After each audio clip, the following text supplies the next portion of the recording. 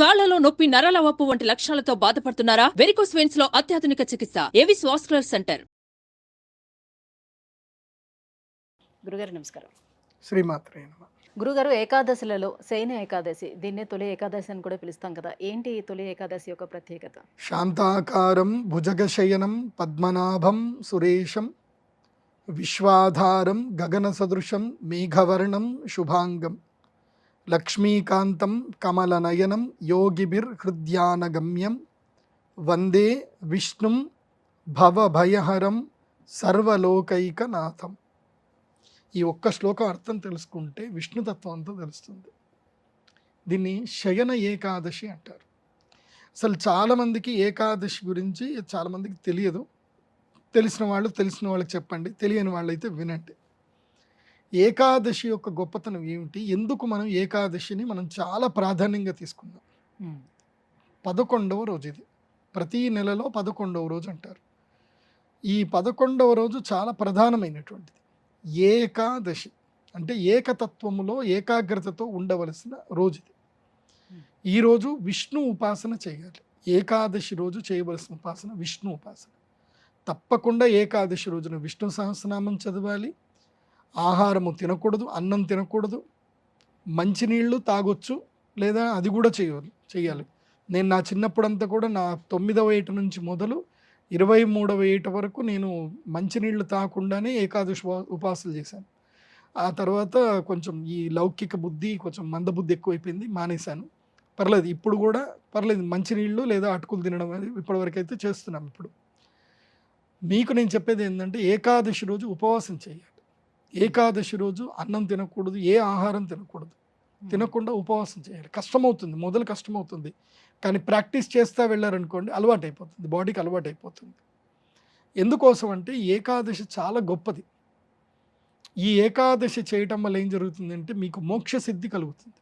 నెలలో ఒకరోజు మోక్ష సిద్ధి కలగవలసిన రోజు ఏకాదశి. అది కాకుండా మీరు ఏమీ తినకుండా ఉండడం వల్ల ఏం జరుగుతుందంటే మీ లివర్లో ఏవైతే టాక్సిన్స్ ఉంటాయో, లివర్లో ఏవైతే ఫ్యాట్స్ ఉంటాయో, ఈ ఒక్కరోజు మీరు తినకుండా ఉండడం వలన ఆ ఫ్యాట్ అంతా కూడా లివర్ వాడేసుకుంటుంది.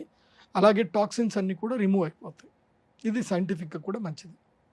శయన ఏకాదశి యొక్క గొప్పతనం ఏమిటి, దీన్ని ఎందుకు శయన ఏకాదశి అంటారు అంటే, శ్రీ మహావిష్ణువు మెలకు ఉంటాడు. ఎప్పుడు ఉత్తరాయణం అంతా మెలకు ఉంటాడు.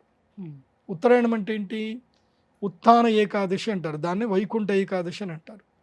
సో ఆ వైకుంఠ ఏకాదశికి ఉత్తరాయణం ప్రారంభమవుతుంది, అంటే విష్ణు పరమాత్ముడు లేస్తాడు అని అంటారు, ధనుర్మాసం. అందుకే వైకుంఠ ఏకాదశికి అందరూ తిరుమలకి వెళుతూ ఉంటారు. సో వైకుంఠ ఏకాదశి ఏమిటంటే స్వామివారు లేస్తారనమాట. అక్కడికించి ఆ ఏకాదశి నుంచి స్వామివారు ఏం చేస్తారంటే లోకాలన్నింటినీ పరిరక్షిస్తారు. స్వామివారు ఒక్కోరే పరిరక్షిస్తారు లోకాలన్నింటినీ. దాన్ని ఏమంటారు, ఉత్తరాయణ కాలాన్ని ఆధాన కాలము అంటారు. ఆధానం అంటే ఏమిటంటే స్వీకరించడము. ఆ ఉత్తరాయణ కాలములో ఎవరెవరైతే కనుక తమ జీవితంలో పాపకర్మ నివృత్తి చేసుకోవాలనుకుంటారో వాళ్ళందరూ కూడా ఉత్తరాయణంలో యజ్ఞయాగాది కర్మలు చేసుకోవాలి. పాపకర్మ నివృత్తి అంటే పూర్వజన్మలో చేసిన పాపాలు కానీ, ఇప్పుడు కాలసర్ప దోషాలు కానివ్వండి, ఇంకా గ్రహణ దోషాలు కానివ్వండి, ఏవైనా సరే పరిహారం చేసుకోవాలి అంటే ఉత్తరాయణ కాలంలో కర్మలు చేయాలి. అది కూడా కేవలము మాఘమాసం వరకే. మళ్ళీ మాఘమాసం తర్వాత మళ్ళీ పనికిరాదు. ఇంకా మళ్ళీ మాఘమాసం తర్వాత యజ్ఞాలు చేయడానికి పనికిరాదు. అంటే చిన్న చిన్న యజ్ఞాలు చేయొచ్చు, కానీ పెద్ద పెద్ద క్రతువులు చేయడానికి పనికిరాదు. ఆ సమయంలో ఏం చేస్తే విష్ణువు మన నుంచి మన యొక్క కర్మఫలాన్ని, మన యొక్క శక్తిని ఏదైతుందో, మనం ఏదైతే కనుక త్యజించాలనుకుంటామో, ఏదైతే వదలాలనుకుంటున్నామో వాటిని మొత్తం కూడా స్వీకరిస్తాడు విష్ణు. స్వీకరించి ఏం చేస్తాడు, ఇక తాను నిద్రపోతాడు. ఎవరెవరికి ఏమేమి శక్తిని ఇవ్వాలో చెప్పేసి దేవతలకి బాధ్యతనప్పచెప్పి తాను నిద్రపోతాడు. నిద్రపోయి విరామం తీసుకుంటాడు, విశ్రాంతి తీసుకుంటాడు. అప్పుడు దక్షిణాయన కాలం మొదలవుతుంది. దక్షిణాయన కాలం అంటే అర్థం ఏంటంటే కనుక ప్రధాన కాలము, అంటే ఇది అదృష్టాలని వరాలని పొందేటువంటి కాలం. అంటే ఇక్కడి నుంచి మనకి పండుగలు మొదలవుతాయి. మంచి పెద్ద పెద్ద పండుగలు ఇక్కడి నుంచే స్టార్ట్ అవుతాయి. మొట్టమొదటిగా వరలక్ష్మి వ్రతం వస్తుంది, పెద్ద వ్రతము వరలక్ష్మి వ్రతం పండుగ. ఆ వరలక్ష్మి వ్రతం తర్వాత వినాయకుడు, ఆ తర్వాత దేవీ నవరాత్రులు, తర్వాత కార్తీక మాసం. కార్తీక మాసం అంతా పండుగనే, ఇంకా నెల రోజులు పండుగనే. తర్వాత అందులోనూ అత్యంత ప్రధానమైంది ధనత్రయోదశి, దాంట్లోనూ దీపావళి, దసరా, ఇవన్నీ కూడా మనకి అంగరంగ వైభవంగా సంబరాలు చేసుకుంటాం. ఇక్కడ చాలామంది ఫినాన్షియల్గా అందరూ కూడా స్ట్రాంగ్ అవుతారు కూడా, అద్భుతంగా ఫినాన్షియల్ ట్రాన్సాక్షన్ కూడా జరుగుతాయి. ఈ దక్షిణాయనం ఏంటిది అని అంటే కనుక సంపదలు పొందే మాసం ఇది. దక్షిణాయన కాలం అంటే సంపదలు పొందే కాలం. అంటే మనం ఏ యజ్ఞయాగాదులు చేసినా, ఏ పూజలు చేసినా మనకి సంపద సృష్టించవచ్చు. అంటే అష్టైశ్వర్యాలు సృష్టించేది ఈ దక్షిణాయనం. భోగాన్ని సృష్టించేది దక్షిణాయన కాలం అయితే, మోక్షం సృష్టించేది ఉత్తరాయణం. సో ఆ ఉత్తరాయణ దక్షిణానికి మధ్యకాలం ఇది. వాస్తవంగా చెప్పాలంటే విష్ణు పరమాత్ముడు పడుకోడు. ఆయన పడుకుంటే మొత్తం సృష్టి అంతా నాశనం అయిపోతుంది, ఆయన పడుకోడు. ఇది మన భావన కోసం అని చెప్పి శయన ఏకాదశి అని విష్ణు పరమాత్ముడు పడుకుంటాడు అని చెప్పి అంటారు తప్ప ఆయన పడుకోవడం లేవడం ఉండదు. ఆయన కళ్ళు మూస్తే ఈ ప్రపంచం అంతా కళ్ళు మూసినట్టే. ఈ ప్రపంచానికి అంధకారమే ఉంటుంది. ఆయన కళ్ళు మూయడు, ప్రపంచానికి అంధకారం వచ్చేస్తుంది. కాకపోతే మన భక్తులకి మనం అర్థం చేసుకోవడానికి, ఈ సృష్టితత్వాన్ని అర్థం చేసుకోవడానికి స్వామివారు పడుకుంటారు. మనం యజ్ఞ యాగాది కర్మలు చేయాలి, ఉత్సవాలు చేయాలి. అప్పుడు దేవతలకి పరమశక్తి వస్తుంది. దేవతలు ఆ యజ్ఞ యాగాదులకు సంతసించి వాళ్ళు మనల్ని వరాలిస్తారు అని చెప్పి చెప్తారు. అందుకే ధనత్రయోదశి దక్షిణాయనంలో చాలా కీలకమైంది. నేను ధనత్రయోదశి యాగం చేస్తాను కదా, వందల మంది వేల మంది వచ్చేస్తారు యాగానికి. ఎందుకోసం అంటే అది చాలా పవర్ఫుల్ ముహూర్తం. అది ఇటువైపు ఏమో ధనత్రయోదశి, ఇటువైపు ఏమో అక్షయ తృతీయ. ఈ రెండు కరెక్ట్ టైంలో వస్తాయి బ్యాలెన్స్గా. అక్షయ తృతీయ, ధనత్రయోదశి రెండు. సో అక్షయ తృతీయ రోజు యజ్ఞ యాగాదులు ఎవరైతే చేసినా వాళ్ళకి వరాలు వస్తాయి. ధనత్రయోదశి రోజు యజ్ఞ యాగాదులు చేసినా వాళ్ళకి వరాలు వస్తాయి. వరాలు ఇచ్చే రెండు సమయాలు ఇవి. వీటిని ఏమంటారు అంటే జయతిథులు అంటారు. తృతీయ జయతిథియే, త్రయోదశి జయతిథియే. అందుకే ఈ ఆషాఢ మాసములో శయన ఏకాదశి రోజున శ్రీ మహావిష్ణువుకి తప్పకుండా తులసీ దళములతో పూజ చేయాలి. తప్పకుండా విష్ణు సహస్రనామం చదవాలి. ఆషాఢ శుద్ధ ఏకాదశిని పెద్ద ఏకాదశి అని అంటారు. అందుకే ఆ పెద్ద ఏకాదశి రోజు ఉపవాసం ఉండాలి. కానీ చిన్నప్పటి నుంచి నేను చూస్తున్నది తెలంగాణ ప్రాంతంలో కానీ ఆంధ్రలో కానీ నేను చూస్తుంది ఏంటంటే, తొలి ఏకాదశి వస్తుంది అని అంటే ఒక 10 రోజుల ముందు నుంచి ఆడవాళ్ళందరూ కూడా కుంపటి పెట్టుకొని బియ్యపిండి తెచ్చుకొని దాన్ని నానబెట్టి చేసి వేండి మురుకులు, కుడుములు, అన్నీ చకినాలు అన్నీ రెడీ చేస్తారంట. ఎందుకోసం అంటే పెద్ద ఏకాదశి వస్తుంది కదండి. అంటే ఏకాదశి రోజు తినాలను మరి నాకు అర్థం కాదు, పెద్ద ఏకాదశి వస్తుంది అని చెప్పేసి అని పెట్టుకుంటారు.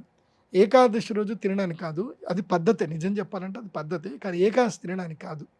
ఇది ఏం జరుగుతుంది అని అంటే చాతుర్మాస్య వ్రతం ప్రారంభమవుతుంది. చాతుర్మాస్య వ్రతంలో పెద్ద ఏకాదశి నుంచి నెల రోజుల వరకు శాఖావ్రతం ఉంటుంది. అంటే కూరగాయలు తినకూడదు, ఆకుకూరలు, పళ్ళు ఏవి తినకూడదు.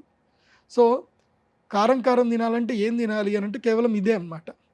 సో ఈ మురుకులు, కుడుములు ఏవైతే వేసుకుంటారో ఇవి తినడానికి, ఆకలి వేసినప్పుడు తినడానికి అని పెట్టుకునేటువంటి వాళ్ళు. Yes, this is the right time to do the మురుకులు, కుడుములు, అవన్నీ చకినాలు అన్నీ చేసుకోవడానికి ఇది రైట్ టైము. సో చేసుకోండి. కాకపోతే ఏకాదశి రోజు మాత్రం తినకండి. ఏకాదశి ఉపవాసం అనేది ఎప్పుడు స్టార్ట్ చేసి ఎప్పుడు విరమించాలని? విరమణం అనేది ఉండదు. ఏకాదశి నువ్వు ముందు రోజు రాత్రి 6 గంటల ముందే తినాలి. రూల్ ఏంటంటే సూర్యాస్తమం ముందే భోజనాలు కంప్లీట్ చెయ్యాలి. పర్లేదు, దశమి రోజే 8 గంటల వరకైనా తినాలి. మరి 8 దాటి వరకు తినకూడదు. సో 8 వరకు తినాలి. తిన్న తర్వాత నెక్స్ట్ డే ఇంకేం తినకూడదు. పొద్దున్న లేచినప్పటి నుంచి స్నానం చేసుకోవాలి. ద్వాదశి దీపాలు పెట్టుకుని ద్వాదశి ఉదయము సూర్యోదయ పూర్వము అంటే 5 గంటల నుంచి 6 గంటల మధ్యన భోజనం చేసేయాలి.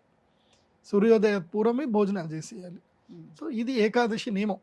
అంటే ఆల్మోస్ట్ 36 గంటలు ఉంటుందా ఉండాల్సిన టైం? 36 గంటలు అంతే. మనం పడుకున్నది ఎట్లాగో లెక్కలోకి రాదు. 8 గంటలు, మళ్ళీ 6 నుంచి 6 24 గంటలు. సో ఆ లెక్క చూసుకుంటే మీరు అన్నట్టు 36 గంటలు.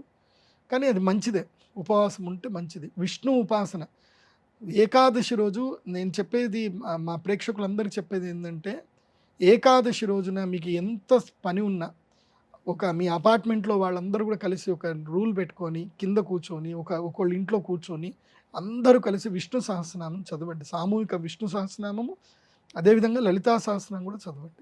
ధన్యవాదాలండి.